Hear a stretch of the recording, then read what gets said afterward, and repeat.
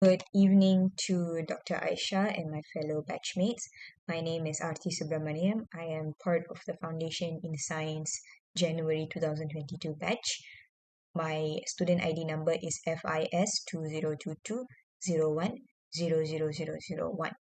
Today I will be presenting about my topic on electromagnetic induction, which is Hall effect sensor.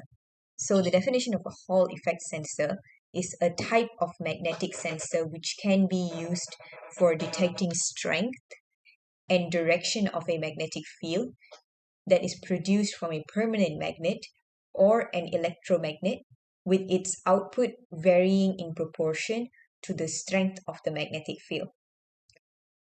As you can see behind me, there is a drawing of the way this mechanism works, and the components of the Hall effect sensors are basically a thin piece of rectangular p-type semiconductor, such as gallium arsenide, indium antimonide, or indium arsenide, passing a continuous current through itself.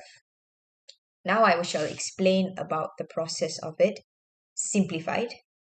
When the device is placed in a magnetic field, right, the magnetic flux lines exert a force onto the semiconductor material, which deflects the charge carriers, electrons, and holes to either side of the semiconductor lab. This movement of charge carriers is a result of magnetic force they experience passing through a semiconductor material. As these electron holes move sidewards, a potential difference is produced between the two sides of the semiconductor material by the build-up of these charge carriers. Then the movement of their electrons through the semiconductor material is affected by the presence of an external magnetic field, which is at right angles to it, which means it's perpendicular to it, and this effect is greater in a flat rectangular shaped material because there is higher surface area exposed. Higher surface area exposed, the stronger the magnetic field. And that is all for my presentation today.